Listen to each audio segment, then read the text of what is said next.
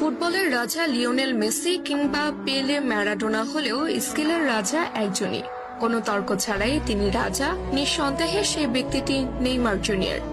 বল পায়ে রাজত্ব কায়েম করা নেইমার আবারও আলোচনায় এসেছেন তার স্কিল শো করে। সান্তোসের হয়ে স্কিল শো করে আলোচনার কেন্দ্রবিন্দুতে পরিণত হয়েছেন নেইমার। সান্তোসের হয়ে মাঠে নেমে গোল পাওয়ার দিনে নেইমার অদ্ভুত এক স্কিল দেখিয়ে প্রতিপক্ষকে বোকা বানিয়ে বল নিয়ে ছুটে গেছেন নেইমার দ্য সান্তোস জুনিয়র। এমন নেইমারকে যেন ভক্তরা খুঁজছিল। goal.com এর প্রকাশিত এক শর্ট ভিডিওতে দেখা যায় লং বল রিসিভ করে নেইমার লাফিয়ে উঠে প্রতিপক্ষের বাড়ানো বল নিজের বুকে নিয়ে গ্রাউন্ডে টাচ করিয়ে পায়ের কারুকাজে প্রতিপক্ষের প্লেয়ারের মাথার উপর দিয়ে বল ঘুরিয়ে নিয়ে আসেন নেইমার। তা দেখে অবাক বনে যান মাঠে উপস্থিতরত ব্যক্তিরা।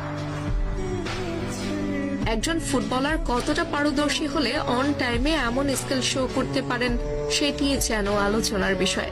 নেইমার বরাবরই সফট স্কিলের ফুটবলার। বল পায়ে প্রতিপক্ষকে বোকা বানাতে তার মতো প্রসিদ্ধ ফুটবলার আরেকজন নেই বললেও মোটেও ভুল হবে না। তবে এমন স্কিল ফুটবলারের সার্ভিস সান্তোস কতদিন নিতে পারবে সেটি মূল প্রশ্ন।